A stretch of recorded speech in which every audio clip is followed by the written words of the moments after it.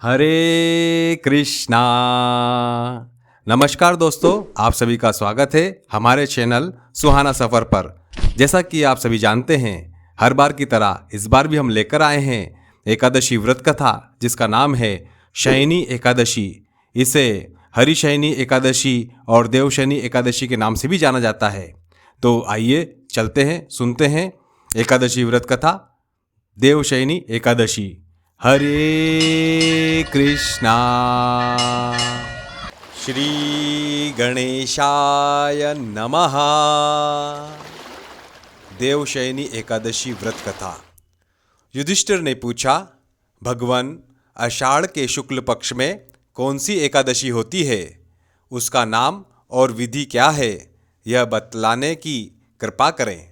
भगवान श्री कृष्ण बोले, राजन, आषाढ़ शुक्ल पक्ष की एकादशी का नाम शयनी एकादशी है। मैं उसका वर्णन करता हूँ। वह महान पुण्यमयी, स्वर्ग और मोक्ष प्रदान करने वाली, सब पापों को हरने वाली तथा उत्तम व्रत है। आषाढ़ शुक्ल पक्ष में शयनी एकादशी के दिन जिन्होंने कमल पुष्प से कमल लोचन भगवान विष्णु का पूजन तथा एकादशी का उत्तम व्रत किया है, उन्होंने तीनों लोकों और तीनों सनातन देवताओं का पूजन कर लिया।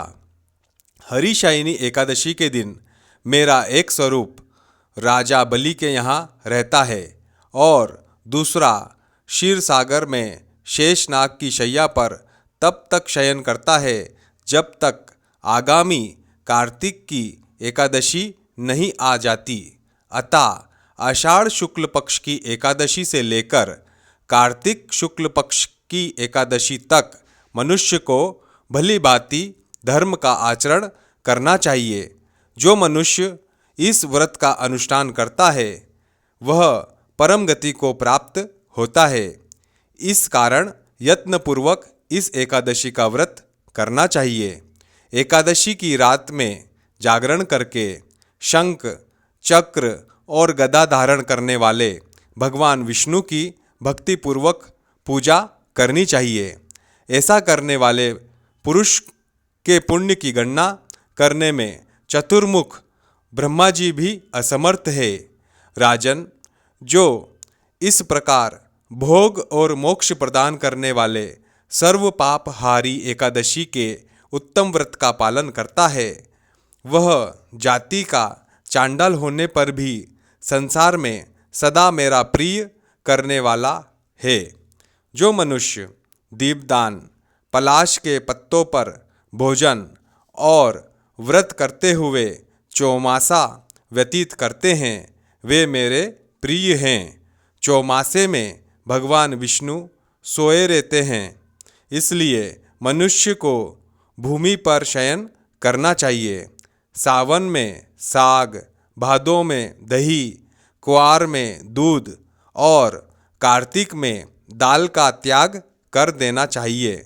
जो चौमासे में ब्रह्मचर्य का पालन करता है वह परम गति को प्राप्त होता है।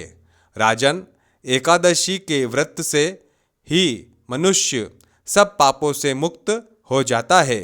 अतः सदा इसका व्रत करना चाहिए, कभी भूलना नहीं चाहिए।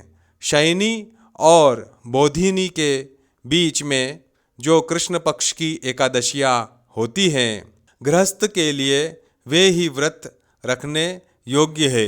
अन्य मासों की कृष्ण पक्षीय एकादशी गृहस्थ के रखने योग्य नहीं होती। शुक्ल पक्ष की सभी एकादशी करना चाहिए। बोलिए श्री कृष्ण भगवान की जय।